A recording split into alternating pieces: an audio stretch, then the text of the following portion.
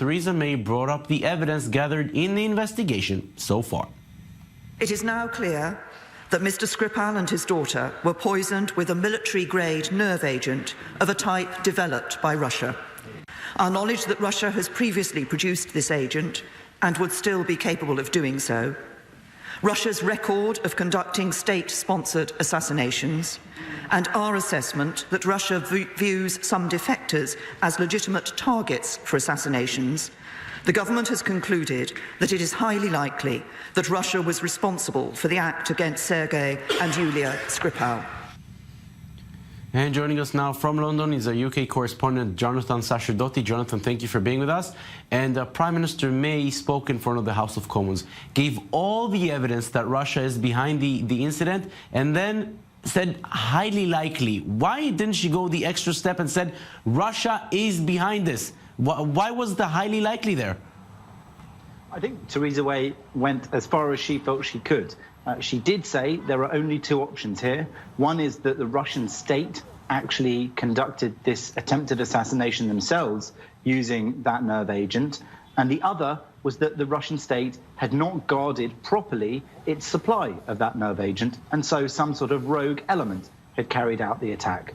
So in that respect, I think she's taking seriously the idea that this is a very tense diplomatic situation. She has given the Russians until the end of the day tomorrow to explain which of those two options they will use as an explanation for what happened. And she says that if they don't, on Wednesday, she will be outlining what she plans to do in response to this attack. And as we wait for the response by Prime Minister Theresa May, shortly after she spoke, came the leader of Labour, Jeremy Corbyn, putting out a completely different message. Let's hear.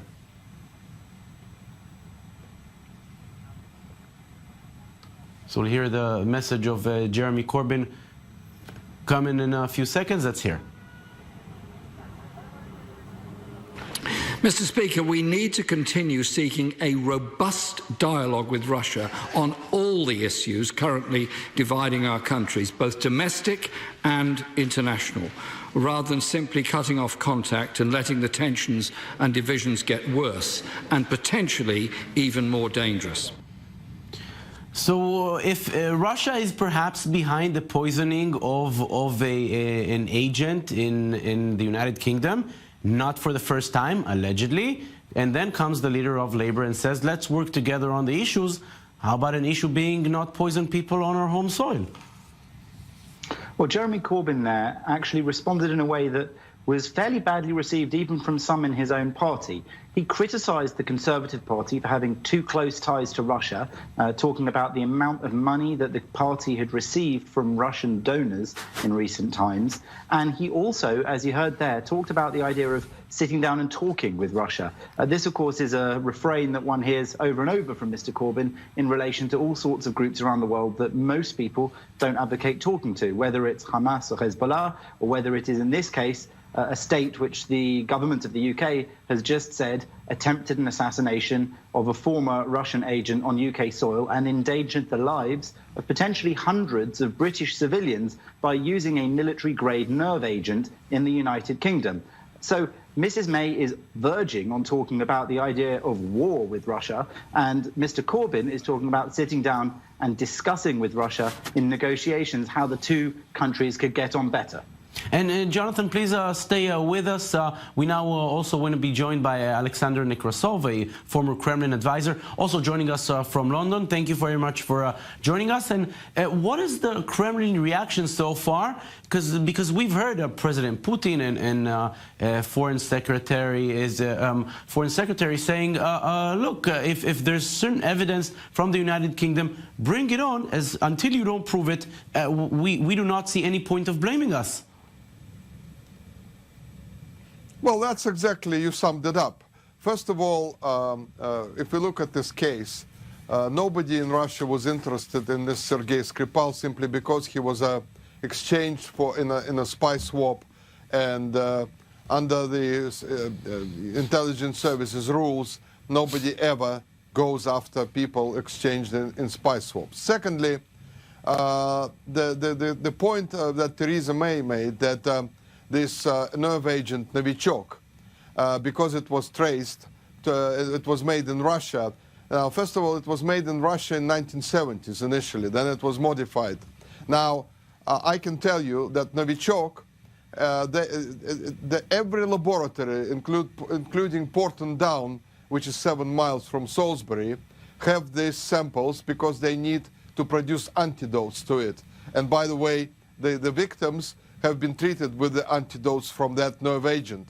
So unfortunately, that option is the strongest one of all, because the Russia, as I said, government had no interest in this man, and the suspicion is of rogue agents of some power, nobody says it's Britain, using these samples to target this man and basically slander Russia. So unfortunately, Theresa May's statement in the House was not conclusive at all. Highly likely doesn't mean, definite. And as you mentioned, if it's not Russia, who could it possibly be? This is a man that was exchanged 8 years ago. Ever since living in the United Kingdom, who could be after him? Well, as I said, the rogue agents of any intelligence service or ex-agents, also terrorists. Don't forget, several hundred people who fought on the side of ISIS in Iraq and Syria have returned to Britain and settling in nicely. They have been operating with nerve agents over there. They know how to handle them. And they have been threatening Russia publicly, by the way, very publicly. ISIS was saying, you will pay for what you did. We will go after you, because a lot of their people have been killed by the Syrian and Russian forces. So obviously there was a grudge. And there are a lot of people who hold a grudge against Russia in Britain itself.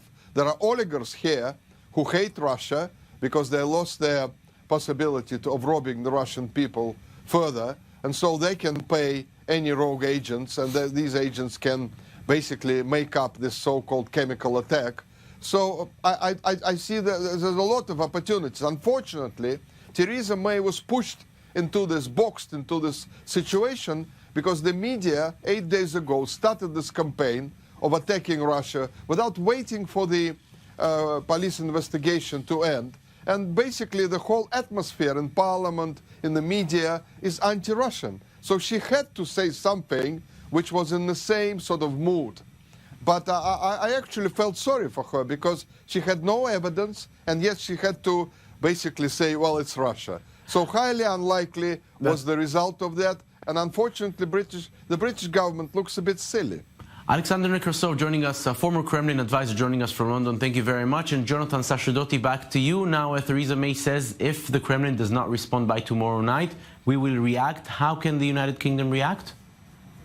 Well, there are various ways in which the United Kingdom could react. Theresa May hasn't actually specified what those are. She says she's waiting for Wednesday to do so.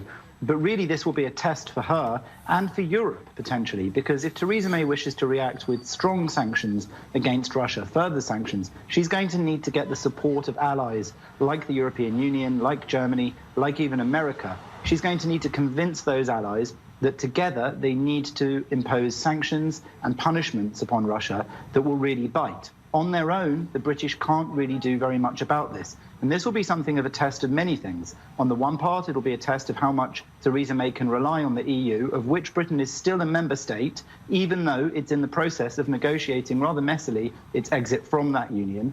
And it will also be a test of how Russia reacts if the EU and other British allies don't fall in line and help Britain by imposing sanctions, because that will mean that Russia will be able to see that they are able to carry out actions like this one and not be punished for it. Jonathan Sacerdoti joining us from London. Thank you very much for being with us.